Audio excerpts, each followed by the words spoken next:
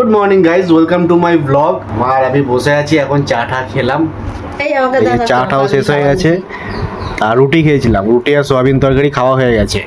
ব্লগটা তখন করতেই ভুলে গেছি আমি, এই হয় মানে খাবো যখন তখনই ভুলে যাবো, বাকি সময় ঠিক মনে থাকে, যখনই খেতে বসবো ওই সময় ব্লগটাই আমি করতে ভুলে যাই, যাই না কেন। আজকে বাজার যাওয়ার কথা ছিল, কিন্তু ভাবলাম যে না, একটু কাজও আছে, ভাবলাম না যে বাবার কাছে যাবো না, কাজগুলো কমপ্লিট করি। এতক্ষণ ফোনে চার্জ ছিল না, তাই ফোনটা চার্জে ছিল। আচ্ছা, এই কমলি শাক করবা নাকি? হ্যাঁ, কি কমলি শাক?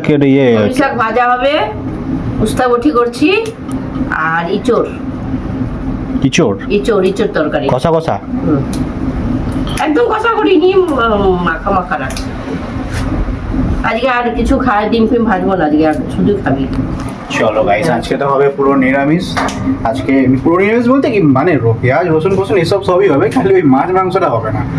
আর এখন আমার খিদা পাচ্ছে, একটু খাবো, ভাত খাবো এখন। গরম গরম এখন সোয়াবিন তরকারি করলো, এটা দিয়ে খেয়ে এখন কাজে চলে যাবো।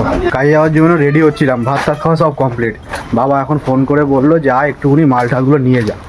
তো এখন তাড়াহুড়োর মধ্যে যেতে হচ্ছে, কারণ এসে আবার কাজে যেতে হবে। চলে এসেছি বাড়িতে, আর অর্ডার ঢুকে গেছে। ফটফট করে এখন জামাটা পরে বেরাবো তাড়াতাড়ি করে।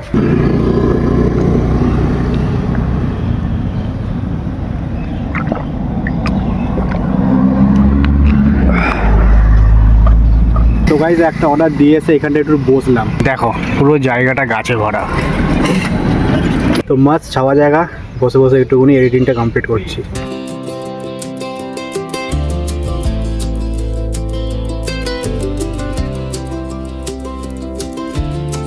অর্ডার আসলো, চলো অর্ডারটা গিয়ে আগে পিক আপ করি।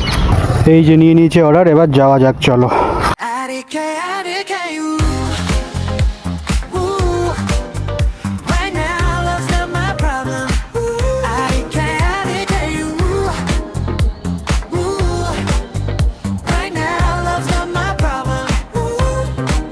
তো হলের অর্ডার ছিল, দাঁড়িয়ে আছি এখন, কাস্টমার কখন আসবে দেখা যাক, তারপরে অর্ডারটা ডেলিভারি করে আবার নিউ লোকেশনে যেতে হবে।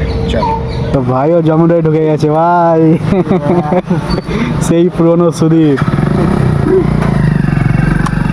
নতুন নিলি গাড়িটা? হ্যাঁ।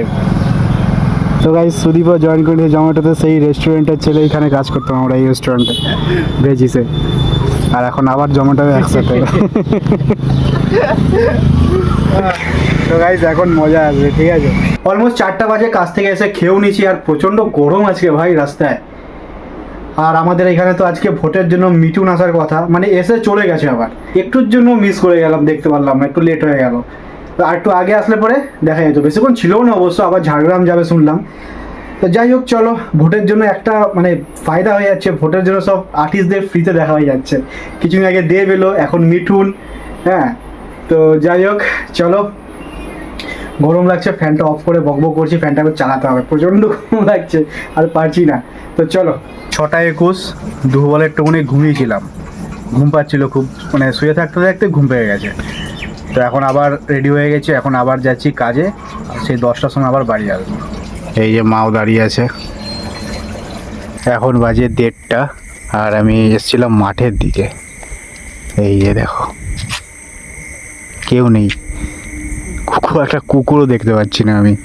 আর আমি মাঠে আসার একটা রিজন, যেটা হচ্ছে আমার কারেন্ট চলে গেছিলো, তো একটা মানে পাখা নিয়ে আমি মাঠের দিকে গেলাম, আর এখানে আসলাম আর কারেন্টটাও চলে গেল। তো এখন আবার ঘরে যাব।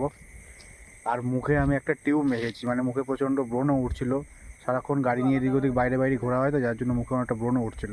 মুখে সুরাজ বললো এটা ইউজ কর, ঠিক হয়ে যাবে, তো যার জন্য এটা ইউজ করলাম, দেখি কি হয়। তো যাই হোক চলো, আর বাড়াবো না ব্লগটা।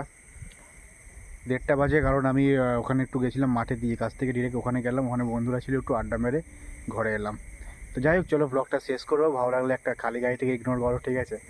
চলো ব্লগটা শেষ করো, ভালো লাগলে একটা লাইক করে দিও, চ্যানেলটা সাবস্ক্রাইব করে দিও। দেখা হচ্ছে সকালে নতুন একটা ব্লগ নিয়ে। সবাই সুস্থ থেকো, ভালো থেকো।